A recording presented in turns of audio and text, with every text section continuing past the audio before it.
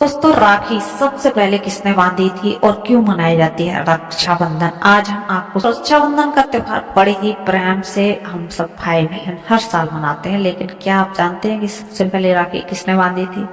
चलिए ले चलते हैं आपको। तो दोस्तों, रक्षाबंधन को जो है इंद्र और इंद्राणी का रक्षाबंधन है। विष्णु पुराण की एक कथा में बताया गया है कि इंद्र देवता की पत्नी सुचि ने उन्हें राखी बांधी थी। एक बार देवराज इंद्र और दानवों के बीच में भीषण युद्ध हुआ था। तब दैत्य हारने लगे तो देवराज की पत्नी सुचि ने गुरु बृहस्पति के कहने पर देवराज इंद्र की कलाई पर रक्षा सूत्र बांधा था। तब इंद्र ने इस रक्षा सूत्र की शक्ति को स्वयं अपने और अपनी सेना के प्राण बचाए थे। दोस्तों, नंबर 2 पर राजा बलि को मां लक्ष्मी ने बांधी थी राखी। राजा बलि का दान धर्म इतिहास में सबसे ज्यादा प्रख्यात है। एक बार मां लक्ष्मी ने राजा बलि को राखी बांधकर बदले में उनसे भगवान विष्णु को मांग लिया था, क्योंकि कहानी इस तरह थी कि एक बार राजा बलि ने यज्ञ का आयोजन किया था। तब उनकी परीक्षा लेने के लिए भगवान विष्णु वामन अवतार लेकर आए और दानवीर राजा बलि से 3 पग भूमि मांग ली। बलि ने हाँ कह दिया तो वामन अवतार ने 2 पग में सारी धरती और आकाश नाप लिया। राजा बलि समझ गए कि भगवान विष्णु स्वयं उनकी परीक्षा ले रहे हैं। तीसरा पग रखने के लिए उन्होंने भगवान के सामने अपना सिर आगे कर दिया।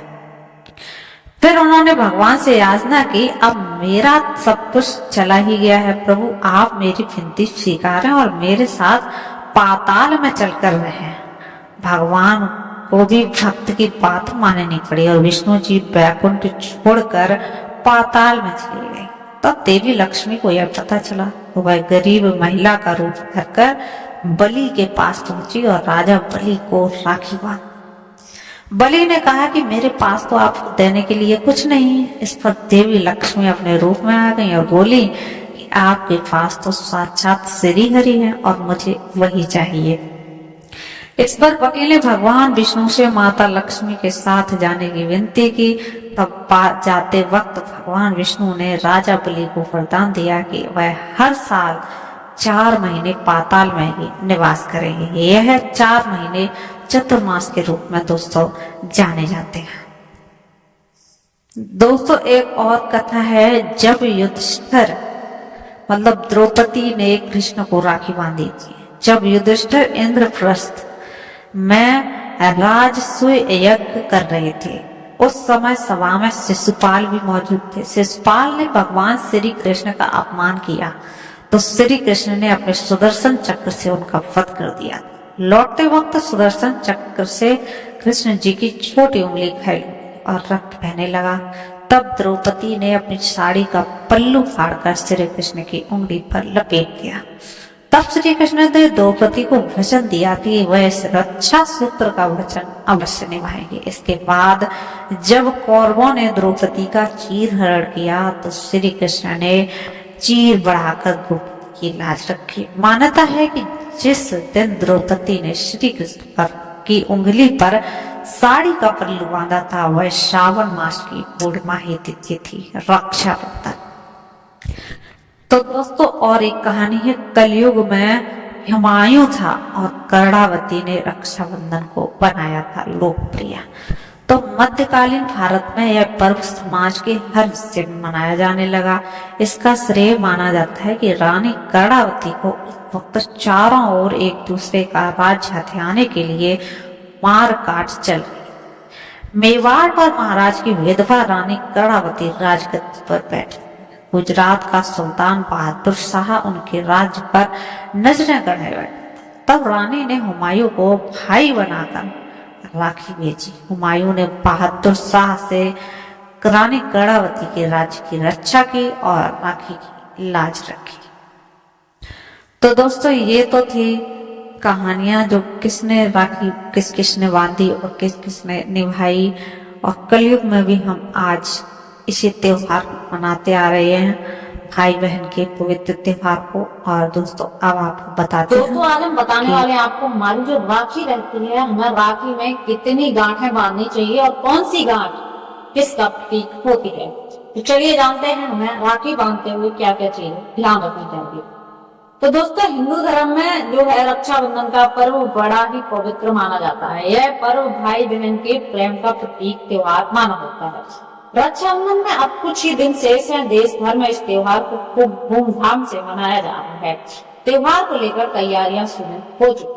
बाजार में राखियों से धजे नजारे नजर आ रहे हैं। इस दिन बहनें अपने भाइयों की कलाई पर रक्षा सूत्र बांधकर भाइयों के सफल भविष्य की कामना करते।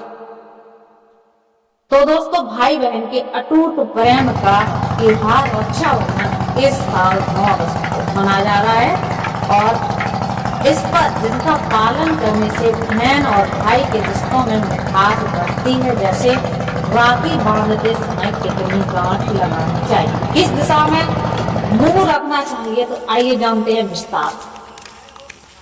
तो दोस्तों पहली गांठ जो हम लगाते हैं, राखी में हमेशा कितनी गांठें बांधनी चाहिए। तो राखी में हमेशा 3 गांठें बांधने के पीछे बहुत ही गहरी मान्यता छिपी हुई है। ऐसा माना जाता है कि ये 3 गांठें त्रिदेव ब्रह्मा विष्णु और महेश का प्रतीक होती है। पहली गांठ ब्रह्मा जी को समर्पित है, तो सृष्टि के रचयिता है। इससे जीवन की अच्छी शुरुआत और जीवन की अच्छी शुरुआत के साथ जीवन में सकारात्मकता ऊर्जा का आगमन होता है। दूसरी गांठ की बात करें तो दूसरी गांठ होती है भगवान विष्णु को समर्पित, जो जगत के पालनहार कहलाते हैं। ये भाई की रक्षा, समृद्धि और अच्छे स्वास्थ्य का आशीर्वाद देने के लिए होती है। तीसरी गांठ दोस्तों महादेव को समर्पित होती है, जो संहारक और मोक्षदाता है। यह गांठ बुरी शक्तियों से सुरक्षा और बुरी कर्मों से बचाव का संकेत देती है। दिशा का भी दोस्तों ध्यान रखें तो हमें कौन सी दिशा में राखी बांधनी चाहिए। तो भाई को राखी बांधते समय बहन को दिशा का ध्यान रखना बेहद जरूरी है। ऐसा करने से भाई और बहन दोनों भी शुभ फलों की प्राप्ति करते हैं। इसलिए ध्यान रखें कि राखी बांधते समय भाई का मुख पूर्व दिशा की ओर हो और बहन का मुख पश्चिम दिशा की ओर हो। ये दोनों दिशा भाई बहन के लिए सबसे उत्तम दिशाएं मानी जाती हैं।